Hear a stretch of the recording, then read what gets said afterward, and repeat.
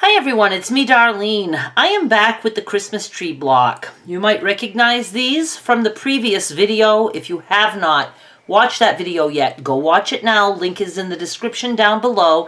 Then come back and watch this one. I am going to be making the same tree, but a different way. I thought of something that I thought I might like, and I do like very much, so I thought I would show you. When I make these trees, the first thing we do is we put these pieces to the tree itself, and then we put the thing on the bottom with the trunk.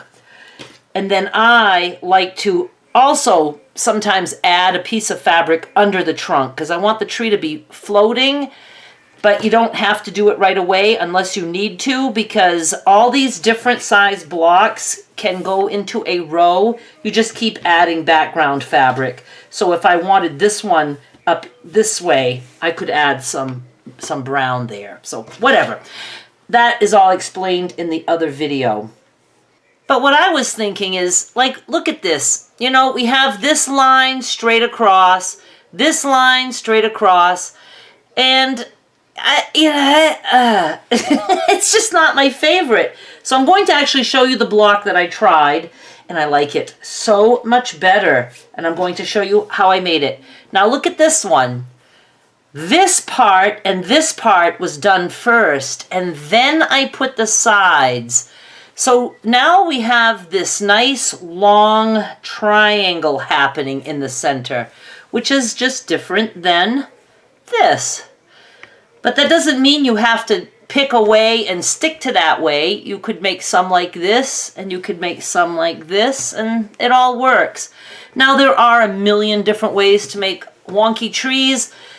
This is the way I'm doing it for this video series, I guess, because I wanted all my background the same color. Now there's a way, and I do plan on showing you that you can stack and cut and make a whole bunch at a time, but each background is different that way. So this is all same background. Again, please go watch the first video. So here's what I'm going to do. Now, this is what I have so far. I'm hoping I can make a few more. I don't remember if I made this one in the video or not, but anyway, I only have 4 blocks. So I have one in green, some red, a golden, and some blue with holly or mistletoe. I think it's holly. And you can see they're all different sizes. And I'm going to make another block. I was cutting fabric and I noticed a little flaw in that one. So now this becomes mine. I can keep it because it's flawed. Let's just start by doing a tree. Let's see. I have kind of 2 smalls, 1 kind of large. I don't know. Let's just not be fussy. Let's just cut a piece of fabric like that. You're going to notice that there's very little measuring, if any. Now I have a choice. I didn't have to cut it that wide. I can make it, you know, so that the lines are this way on the tree, or I can make the tree with vertical lines. Now this has a horizontal thing going on, so let's do vertical. So it's going to be this way. And I'm just going to cut a triangle. So 1 corner up from box, and let's see, I can make it wide, I can make it skinny, doesn't matter. See, I think that's pretty. Now this isn't even Christmas fabric, but I thought it would be cool, so that's why I'm going with it. So the first thing I'm going to do is the trunk, and for that we need a piece of black, and I thought I had a little piece of black here floating around. Where is that? I can't find it. So I'm going to cut another piece. Let me get the selvage off. And again, doesn't matter. Like that. Now that's a very tall trunk, so I'm going to trim it down a little bit. And then I need a piece of brown on each side of this trunk. But here's the deal. When you're putting the brown, it really needs to be much wider than this, and you have to check, because see, when we put the ruler here to trim, we need to make sure we have enough fabric to trim. Let's say if it was only like this wide, you might say, oh, that'll fit, but look, when you go to trim, you're running out of fabric here. So it has to be nice and wide. Check both sides. I'm good there. I'm good there. And you still want it to be, you know, even a little bit wider than that.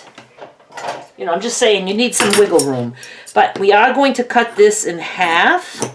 And we're going to add the trunk there. So that'll give a little bit more width. So I'm just going to sew there. And then I'll, you know, sew this piece on. And again, I went with a solid background because it's reversible. I can use either side along with the same with the trunk. Either side I can use. So let me just go put that together.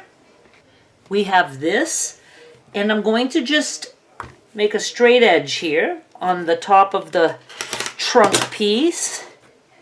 And now I'm just going to go and sew this on this. And I actually just start sewing here, and I just go all the way across. And the only reason I do that is because I like the little tag under my foot, and that way I don't have to cut thread. See how cute already? Now I'm just going to put my ruler along the edge of the tree and cut right down to trim the brown, like that. Same here. I'm just going to line up my ruler right here. See? Now we have this. Now I am going to put a piece of fabric at the bottom. And again, let me see. How come I thought I had scraps here and I don't seem to have anything? I don't know what's going on. Of course, all those salvages get saved. All right, I'm going to do something not too wide. I mean, not too tall. And same thing, I'm going to be putting this here. So I want to make sure, if I line up my ruler, will I be able to, you know, cut on brown with, you know, enough? Yes and yes. Also make sure that, you know, you have, you know, more than enough because of the seam allowance. All right, now I'm going to put this here and sew, but I'm going to flip it over. Now we have this going on. It's a little bit wonky. That's all right. We will be trimming. But all I'm going to do right now is I'm going to follow the lines of the tree and trim. And also here. Look at that. Pretty cool, don't you think? I think. Now we need to put our two sides. Oh, there's the scraps I was looking for. Now what I'm going to do is I just use something that I know is like wider than this. So I just, you know, randomly cut a strip. I didn't measure it. I just thought that looked wide enough. And I'm going to make sure that this piece is like well above the tip top here because we want a nice pointy top. So like way over here, way up here. Now what I'm going to do is I'm going to be cutting a diagonal line. And you can see I'm pushing it more to the side. How do I say that? I'm not centering the tree perfectly. My memory card just ran out, so I really don't know how much it captured. And I really didn't know how to explain what I wanted to explain. But I'm going to explain it like this. I'm just going to tell you what I do. I don't need to explain why it works, because I don't know how to explain that. I'm not putting it like right in the center. Instead, I'm just putting it over to the side of the center. So this part is like touching the edge. This part's not. I don't know. I'm just going with that. And now I'm just going to cut, not like right up on my tree, but just maybe 1/4 inch to the other side of my tree. And I'm cutting like weird. I've never done this way before. So this is the piece that was here. So we're going to put the tree on there. Let's just move this guy for a minute. And we're just going to put it somewhere on there. You want to make sure you have enough for the top. And if you want, you can trim just a tiny little bit of that off. Now I'm going to come in and just, you know, come in like this and sew. And, you know, I want to make sure that I really catch the tip in there. It's very easy. I'm making it sound difficult. It's not. All right, so I'm just going to go and sew this side. Okay, I pressed that. And the reason I like to trim that little tip a little bit is because I like to come in from the top, and that little skinny pointy tip, it's, it's hard. It gets like flipped under the foot and all that stuff. Now, here's how you can make sure you have a pointy top. You're going to take the other piece now, because we used something that does not have a right side, wrong side. And I'm flipping it over, see? And that's going to be this side. So when I flip it like this, I want to make sure that I am really crisscrossing over the other piece of brown. Let's move this down a little bit. Make sure I have enough fabric in that direction.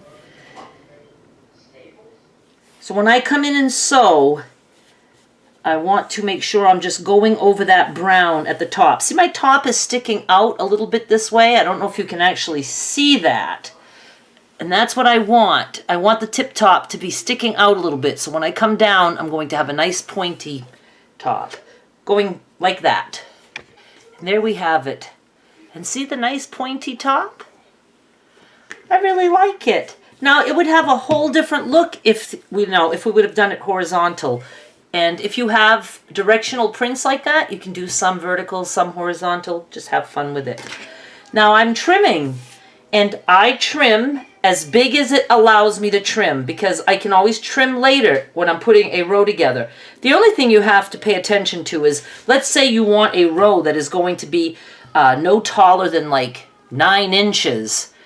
Well, then you want to make sure that, you don't make things too tall, because you want to, have it fit in your row. I don't even know if I'm ever going to finish any of this, but I'm giving it a shot. So I like to do the top and bottom first. It doesn't matter. You do whatever you want. So I'm just going to go like that, and then turn.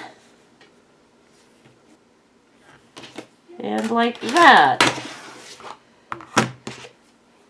Now for this way, I don't care if I have a lot more fabric on one side or the other, because when I make my row, I don't necessarily want my trees like all evenly spaced.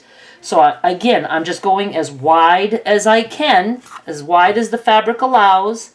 So I can do that right there. And then on this side, I am just going to put this on a line, and I can do that right there. This was so easy. It really, really is. Once you get the hang of it, I mean, you'd be addicted. And if you, have scraps, you could just build your blocks as you go. And you don't have to do the same background, but if you don't want the same background, I have a much easier way to do this. But you can, but then they're not ever as wonky. These are all individual, so I really like this method. I like that no two trees will be the same height, the same shape at all. And you can just make your blocks and put them aside. And you don't have to remember, like, what size was that?